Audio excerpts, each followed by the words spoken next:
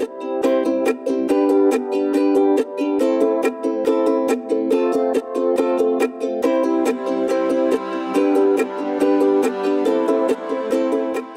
a state coordinator in the southern, covering 2 states in the southern parts of the country, in the Niger Delta oil-rich region.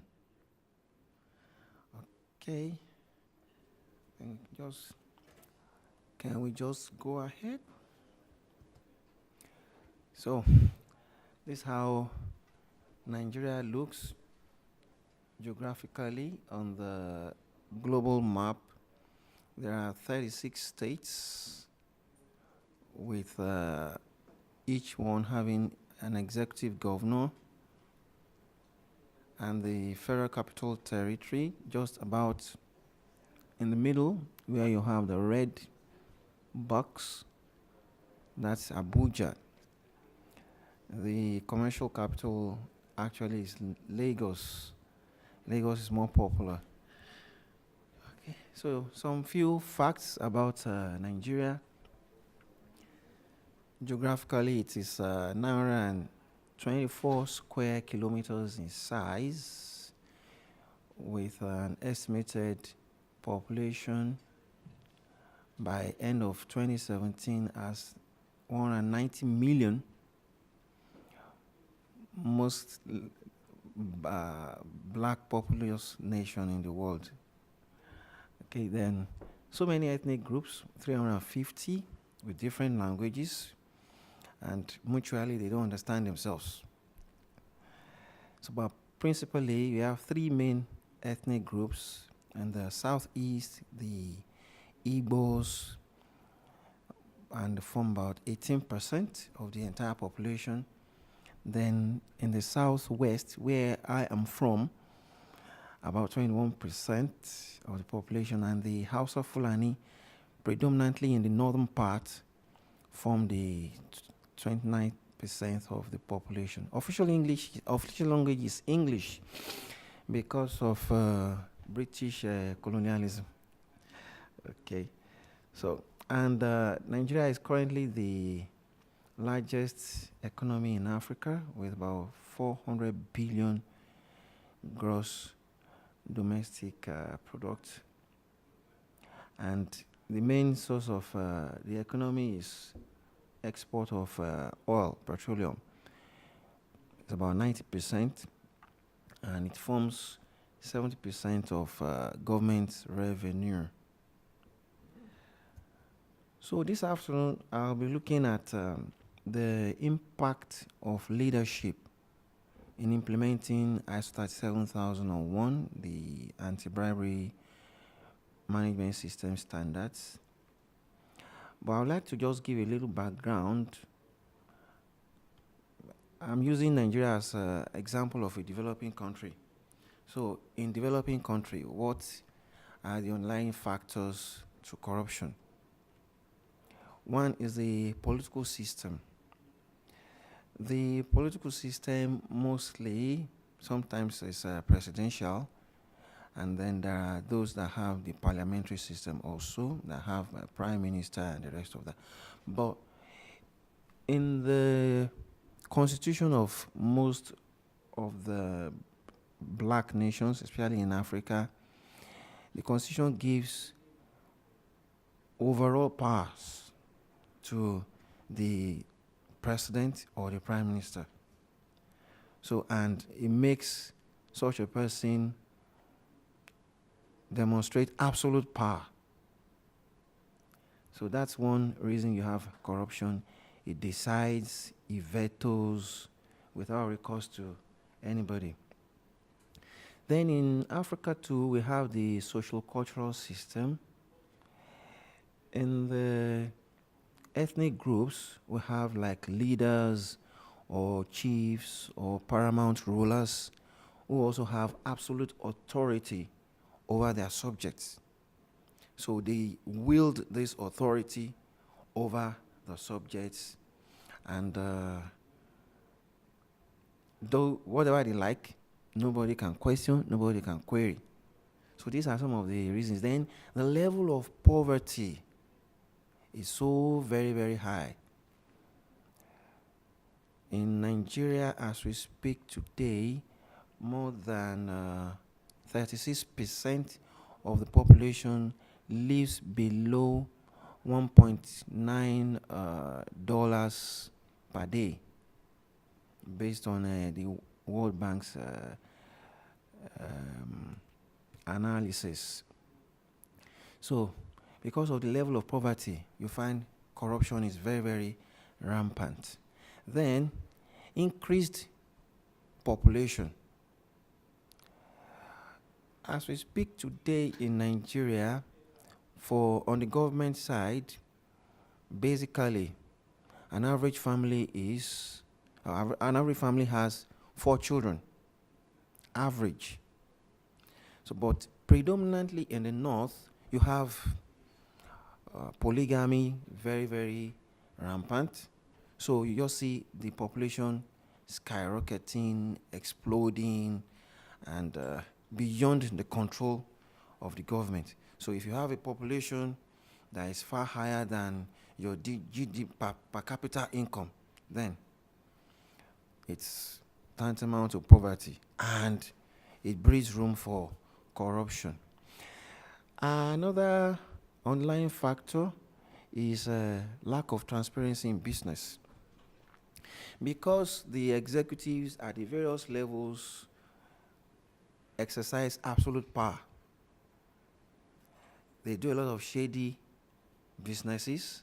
Nobody can question, nobody can query, nobody can call them to answer or ask, why are you doing this, or what are you doing? So no transparency. You have a lot of kitchen cabinets, you have a lot of carcos, you have a lot of nepotism, tribal, ethnic sentiments to doing business.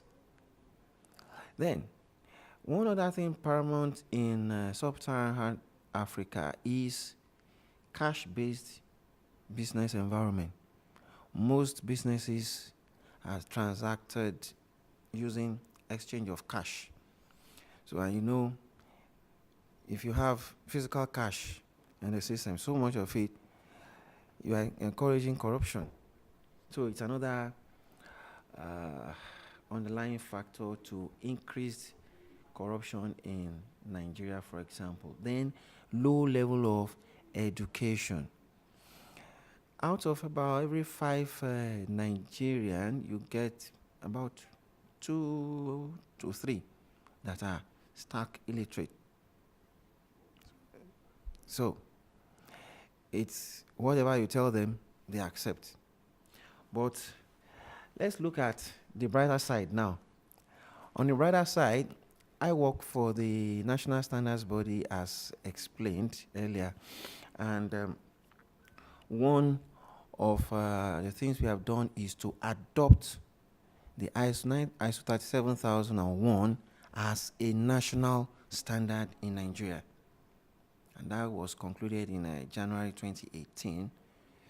Although last year there were a lot of technical committee sessions, stakeholders engagements, and work group sessions to bring the requirements of the standard into knowledge in Nigeria, domesticate it, and publicize it. So in January, it was finally approved by the Nigerian Standards Council. So as we speak today, ISO 37001 has the status of a Nigerian industrial standard. So, and what the standards body also did after the adoption of the standard was to go round the geopolitical zones and conduct stakeholder workshops, awareness, brought in a lot of organizations from the private sector, from the public sector, and from maybe some other individuals, and even general population. The consumer advocacy groups also were brought in. So they get to understand what this standard is all about. Now, one other thing the government did is to come up with more anti-corruption laws and also put up some policies and some strategies into application of the requirements of this ISO 37001. As we speak today, comparing to the last speaker just before we had break, we do not have any organization or institution certified to this standard yet in Nigeria. But a lot of effort is in place just to create the awareness, get organizations, institutions to understand this and imbibe the requirements of the ISO 37001. And as a national standards body, we also did that to complement the effort of the current government of Nigeria. So more actions are also taken in implementing financial and non-financial controls so that we'll be able to stem corruption. Then more support now for the anti-corruption investigation organs. And there's another, what will I call it now, activity which we call show and shame that's common now in Nigeria. The anti-corruption agencies do that. By the time someone is convicted of corruption, it's going to be made public so that others can take cue and learn. If you do this, this same thing is going to happen to you. And in some institutions like the banking sector, I've conducted a couple of audits. Once any of such bankers is caught engaged in corruption or bribery, after all the due diligence of the law is done on the organization's intranet and internal communication, the picture is posted, you get to know the person, the name, the last portfolio he held, so that others who are in the system and might be tempted to do that will take caution. Okay, so let's look at the essential qualities of right leadership. The paper is actually focused on the impact of right leadership in implementing ISO 37000. There are about 8 leadership qualities that Forbes put forward, out of which I'm drawing these 5 because it's very pertinent to this paper. Now, when I talk about right leadership, there's a popular saying that he who comes with equity must come with clean hands. So for a leader that is subscribing to anti-corruption campaign or want to fight corruption, you also be someone that has high integrity, and you must be able to stand clean in the sight of the people. So these are some qualities that are very, very pertinent. Sincere enthusiasm that, okay, yes, I want to fight corruption. And you must be very, very deliberate and sincere in actions that or policies and strategies you adopt in fighting that. I did not want to go political in my paper, so that's why I didn't put the picture or say much about the current president of Nigeria, who happens to be Muhammadu Buhari. He was one time a military general, and for some couple of months, about 2 years, also ruled the country under the military era. That was between 1983 and 84. No, and 85, 83 to 85. So these are some of the qualities that he has brought to play. Sincere enthusiasm about fighting corruption as a leader. Then his integrity. He's not been called to question for any corruption practice. Then loyalty to the country.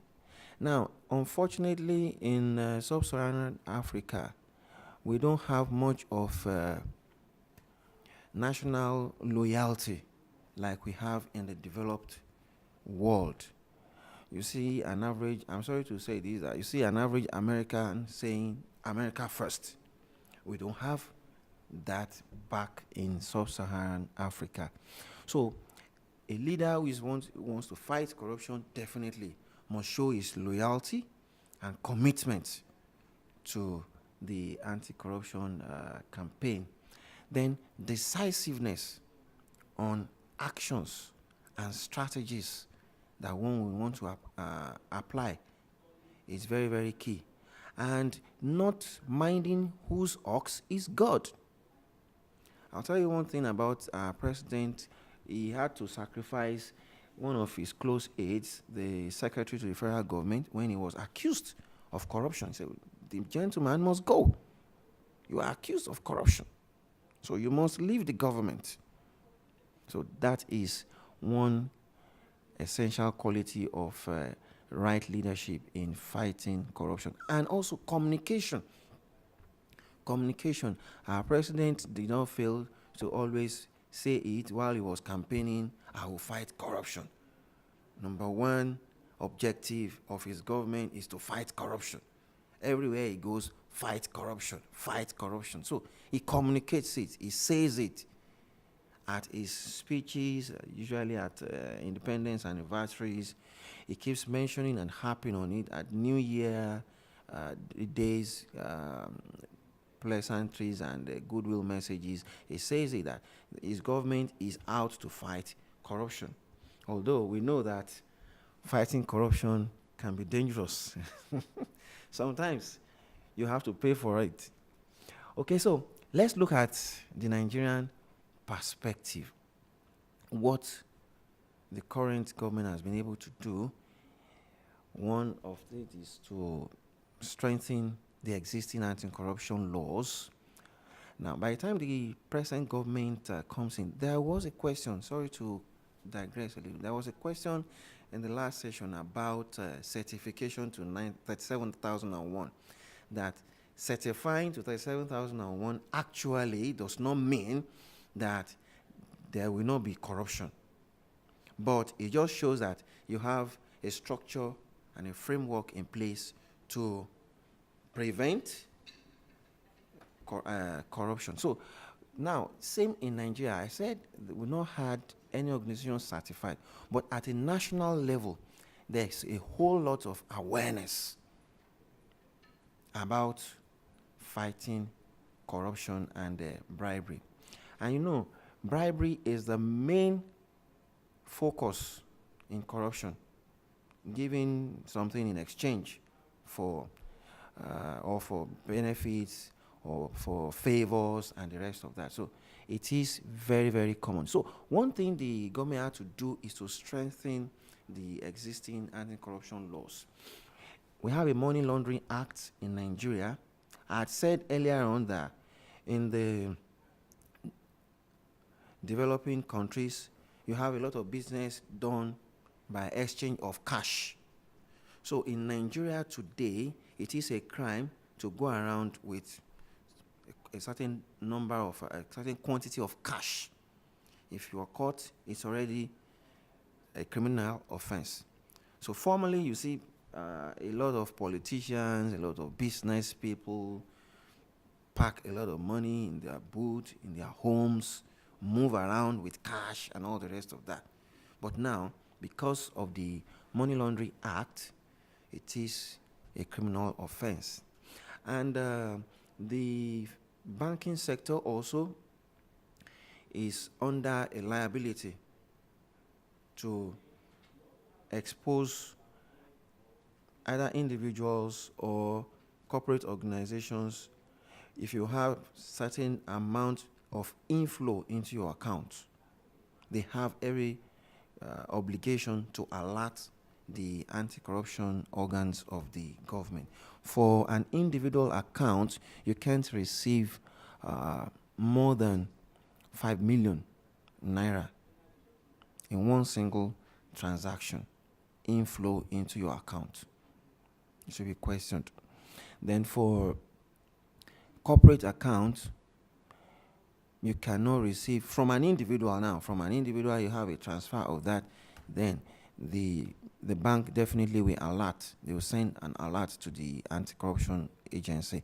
Then for corporate also, you can have more than, I think, about 50 million sent into your account. So now we also have two anti-corruption agencies of government. The ICPC, that's Independent Corrupt Practices Commission, and we have the EFCC, Economic Financial Crimes Commission. So these two organs are government organs established to investigate corrupt practices and also prosecute. Now, for the independent, the difference now is that for the independent, for them, you have individuals can approach them, send them a memorandum about some corrupt officers, maybe corrupt government, political leaders or government officers or any individual at all. But for the Economic Financial Crimes Commission, now, the government itself usually evokes their own action. By the time any of the political leaders or any institution at all is found to be doing some shady dealings, so the government can now evoke their action. Okay, we are sending you these names or this institution or this organization. We have some maybe some information about the corrupt dealings and the rest of that. So then they go into action. So there are also a lot of financial and non-financial controls the government had to institute. Now, before the advent of this government, excuse me, a lot of cash transaction, a lot of cash exchanging hands, even in business, in government business. You come in to make payment for licenses, permits, and the rest of that. You come, bring cash. There's a cash office where you come, you make payments, and then they have to count the cash for business or for government businesses. So one of the controls this government had to put in place is what you call the Treasury single account. So formally, government agencies can approach the banks and open accounts in the names of the organization. But as this new government of President Muhammadu Buhari came in, he stopped that all government transactions, you make a central payment into one single account. And the payment is on a unified platform and cashless. No checks and any cash payment. It can be transfer or whatsoever, but it must go on a single platform. So it's called the Treasury Single Account. Then the government also introduced the Cashless Policy to discourage movement of cash around in the country and also in doing businesses. So now the cashless policy is that as an individual, you cannot cash beyond a certain amount across the counter. You have to use financial instruments. Either you do a transfer or you use your check or whatsoever. Then the cashless policy also has it that for corporate accounts also, you cannot deposit more than a certain limit, and you can also cash more than a certain limit across the counter. You want to make payments for services or for products, you have to use financial instruments or you do transfers. Then in government sectors, the various chief executives of governments, ministries, departments, and agencies now have approval limits. Even in procurement, I forgot to mention that we also have a Procurement Act also as part of the laws that all government businesses or government procurement must pass through that procurement process. So the chief executives also have approval limits. Beyond a certain amount, you also have to seek higher approvals. Okay, there is the whistleblowing strategy also. So that just came into play in Nigeria just during this administration. But sometimes in Nigeria we say, see something, say something. That's how we call it. You see a corrupt officer or you see a corrupt political appointee or whoever, see any corrupt practice or corrupt actions, you are free as a citizen to say it. Go to the necessary government organ and say, I saw X, Y, Z. And from that, a whole lot of corrupt practices in political officers and chief executives have been exposed. Those who are storing millions and billions of dollars in homes, in some private, what do you call it now?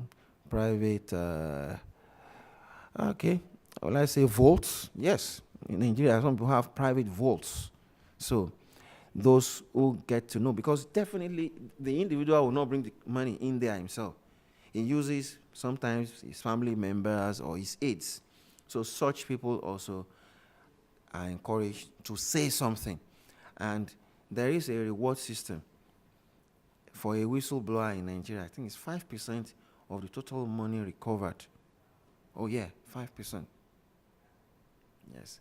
So now there's a whole lot of encouragement also for individuals who report corrupt practices, and this has also gone down in organizations and institutions. Now, also, this current government had to come up with executive orders on ease of doing business, and then most recently we had one on a ban on travels, an executive order on banning 50 top-profile corrupt politicians in Nigeria from traveling outside the country, except with the express permission of the president. So these executive orders were also implemented as a measure and also as a strategy to stem corruption in the system. Now, it has to be an executive order because the two houses of assembly, the representatives and then the Senate, are also they are also corporate in this issue of corruption. So if the president had sent a bill to them to pass these executive orders, they won't take action. So he had to first of all use his veto as a president to issue the orders, and then they do the parliamentary aspect of it thereafter. So these are some of the steps taken in Nigeria to fight corruption and to promote anti-bribery. Now, there is also a prosecution of corrupt public officers going on now. Now, in Nigeria, the executive arm or the executives, as we have in the Constitution, are protected by the law. While you are in office, you have an immunity. You cannot be prosecuted. You cannot be summoned to courts. So this applies to the president and then the executive governors. So, but for other public officers, whether the various directors or heads of government agencies, at any time at all there's any corruption allegation, they will definitely be prosecuted. And it applies to politicians too in other strata, either in the House of Assembly or in the judiciary. So in recent time, we've seen a whole lot of public officers brought to the deck to face corruption allegations and corruption charges. So now another step in efforts of leadership is publishing or publicizing government accounts.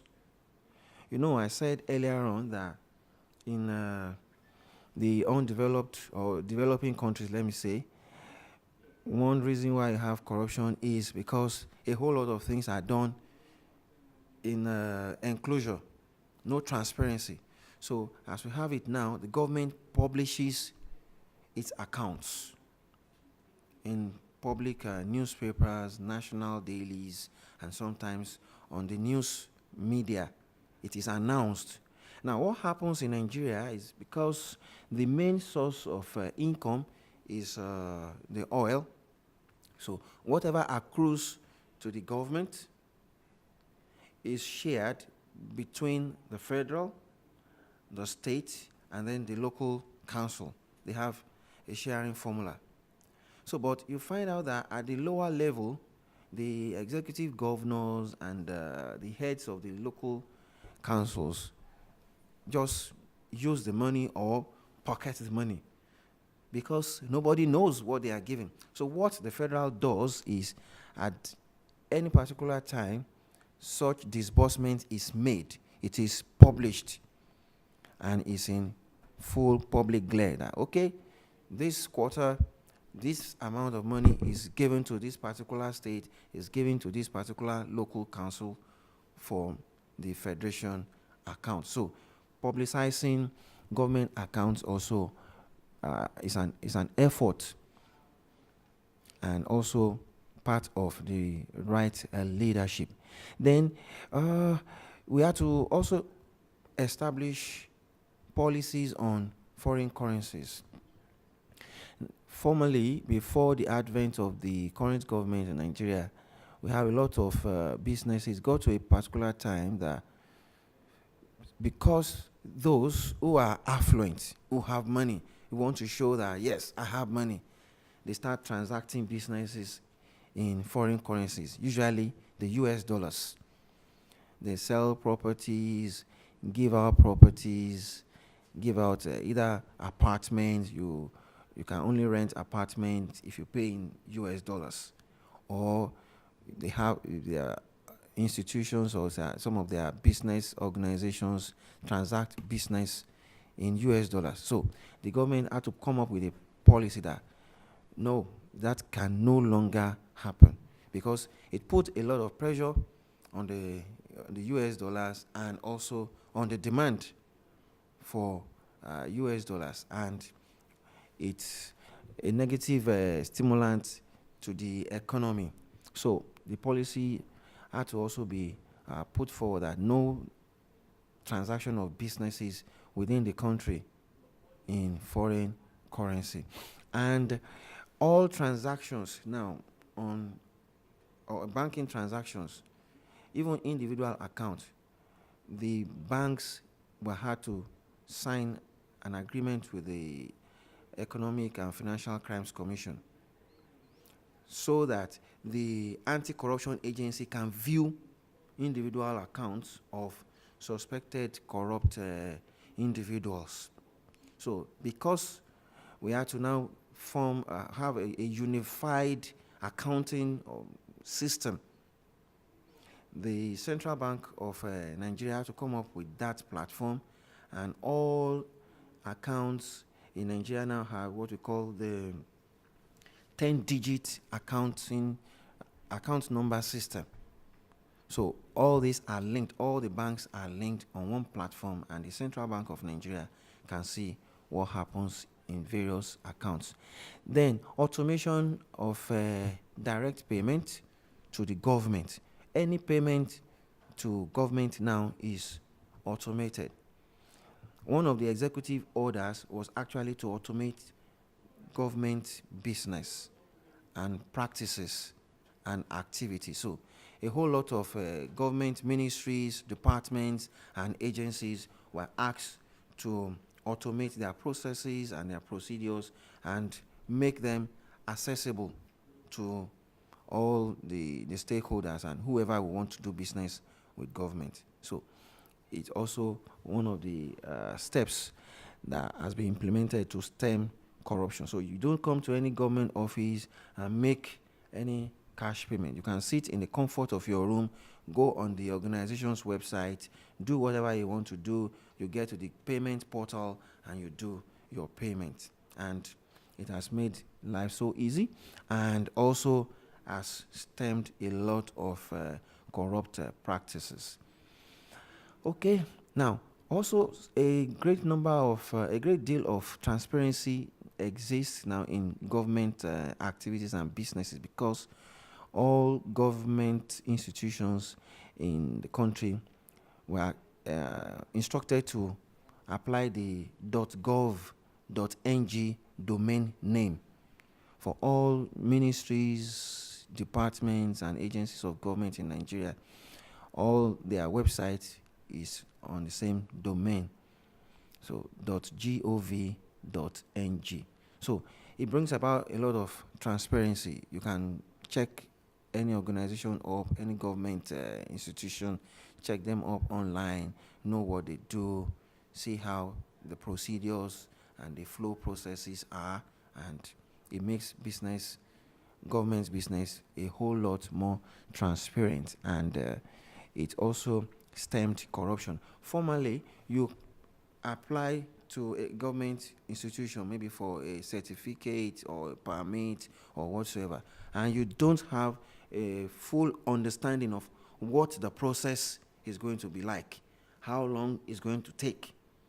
But with the advent of automation of government institutions and their practices, you can first view online, know where you get the service, what the procedure is all about, how long it's going to take, if you're able to fulfill all the requirements, and it makes it very, very transparent. Then there's a whole lot of improved awareness on anti-corruption. There is what we call the OTC. It's called OTC. So it's just translated zero tolerance to corruption. So as an abbreviation, we call it OTC. So all government agencies were asked to have established a small unit for stemming up the awareness and the campaign so that corruption and bribery activities will be brought low. Okay, another step the government took is to step up forensic audits. We've not had so much of forensics in Nigeria, but with the advent of, with the coming of this new administration, a whole lot of forensic experts were trained, and they now work with the anti-corruption agencies and organs of the government, and even some private sector like PricewaterhouseCoopers. Sometimes the government engages their forensic auditors in order to investigate institutions and individuals that are found wanting in this area of corruption and bribery. Okay, then a whole lot of reduction of procedural bottlenecks. One thing that characterized government business in Nigeria formerly is bureaucracy. You have to move from one table to another table to another table, from one level of officer to another level of officer. And for each stage, you'll be asked for tips and then the rest of it like that. So a whole lot of these bottlenecks had to be eliminated so that the system is transparent, is easy, and one of the executive orders actually made this possible. And with that, on the ease of doing business index just published this year by World Bank, Nigeria had to move from the 169th position to 145th position. So as we speak currently, on the ease of doing business, Nigeria is 145th. So, but a whole lot of efforts are still in the pipeline so that ease of doing business will be enhanced and people will have more confidence. So this is also a way of fighting corruption. Once you are able to reduce bureaucracy, reduce bottlenecks in government business, then there is a lot of support from the leadership now for micro, small, and medium scale enterprises. These are more like the forgotten in Nigerian environment, because only those who have enough money can do business, or who have big collateral can approach banks for loans and then for grants and support. But now, what the government had to do is to come up with a whole lot of schemes. There are government banks that are established. One is for agriculture. We have the Bank of Agriculture in Nigeria. Basically, it's to give support to agriculture, to farmers and anybody that is in the agricultural value chain. Then we also have the Bank of Industry for those who want to start small industries, manufacturing and production. So this bank is strictly for such institutions, for such micro, small, and medium-scale enterprises. And a whole lot of encouragement and support is for them.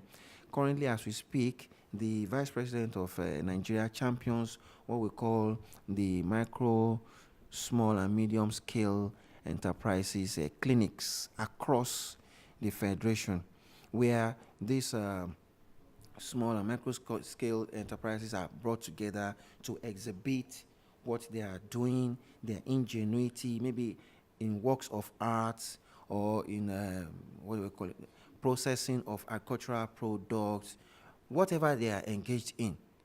So it's an exhibition, and the Vice President comes there himself to associate with them, and all government agencies that is attached to ease of doing business also come there to give them advice, give them support on how they can step up their activities.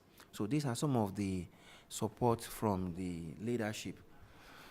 And you know, by the time you have small and micro scale enterprises or young entrepreneurs encouraged, you are stemming down corruption.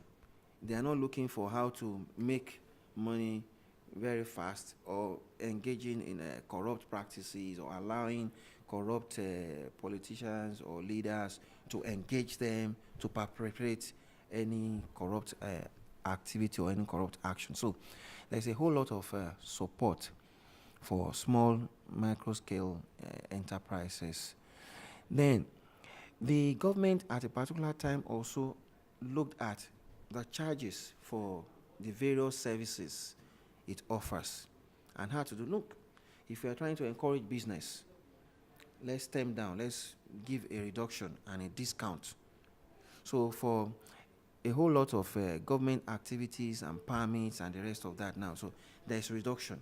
If you meet the requirement to apply for some permits or from some certificates from government, and you belong to an organized private sector, maybe manufacturers association, for example, or farmers association, for example, you enjoy a whole lot of rebate, sometimes as much as 50% rebate for government permits and licenses. Okay, so what are the benefits of right leadership in anti-bribery? One is increase in earnings. I'm looking at on the government part of it now. Between let me just say in the last 3.5 years, what Nigeria has been able to do in its earnings is far, it's about 30% greater than what it used to be. In the area of, let's say, tax, for example, tax collection and revenues, because the system had been automated. So formerly, the environment was very, very good for corrupt officers to divert taxes to their pockets, or government payments that should go into government coffers into their pockets. But with all these steps from the leadership, there's a whole lot of increase in government earnings. Then even in the export of crude oil and petroleum products and oil and gas, for example, there's also a whole lot of improved earnings for the government, because all those loopholes through which corrupt officers exploit and make money for themselves are thus being plugged. Then improve ease of doing business. There are a lot of investors who've come into Nigeria because of more enabling environment to do business. So these are some of the benefits that the right leadership brings on board. Then transparency in in internal rankings and also international rankings. I just mentioned that Nigeria had to improve from the ease of doing business rankings because of the right steps the leadership are taking, so that it will attract more investors into the country. We also have economic growth. You agree with me that if you are able to prevent corruption through the application of the requirements of this standard, definitely there will be economic growth, there will be fair play, there will be confidence in the economic policy. So all these are some of the benefits.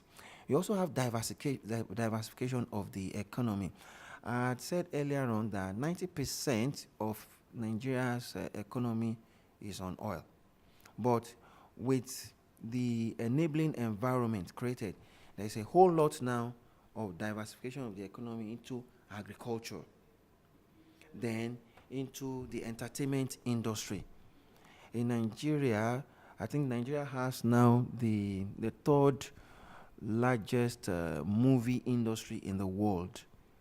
After the Nollywood in the US, we have the Bollywood in India.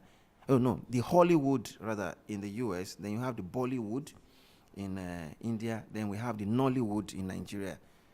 So it's because the government also found out that, look, a whole lot of young entrepreneurs are engaged in singing, movie, and entertainment industry. So a lot of opportunities that opened up to them, they were encouraged, and the industry very, very increased and is now contributing to national economy. Now, another benefit is, you agree with me too that if in government business you are comfortable with the transparency, you are comfortable with the procedures, you are sure that if I do X, Y, Z, I will get A, B, C, the private sector will be ready to interact very well with government. So that's one benefit of the right leadership. If you have a right leadership in any country or in any government, the private sector or the private individual who is doing his business genuinely will not be afraid of interacting with any government organ or government agency, because he knows that, well, I just plug in the necessary things, or I can sit in the comfort of my room, upload my tax returns, and I get my tax clearance certificate dropped in my email. So, and that is one great benefit of the right leadership. So that's what we enjoy in Nigeria. Some years ago in Nigeria, you want to do your tax returns, you have to go to the tax office, you have to submit hard copies of all your documentation, and one officer somewhere, after you've gone from desk to desk, table to table, will now bring out a booklet and says he's writing a tax clearance certificate for you. But that's no longer the case now. So what happens now is that you sit in your room, upload all your inputs, and then file in your tax. And the next thing is that they do the assessment and then send you what the charges are, what you're going to pay, or send you a quote or the invoice, and you transfer the money from your account, and immediately your tax clearance drops in your email. So that's one great benefit of the right leadership. So in conclusion, I'd like to say that the fight against corruption may be Herculean, okay, especially for us in the developing countries, but it is achievable. It is achievable with the right leadership and commitment. So, action points for us to look at is, while we are appointing these leaders or electing these leaders, we need to ensure that the right leaders are appointed or are elected to the right position. So putting the square pegs in the square holes. Okay? Then sharing the vision of the leadership.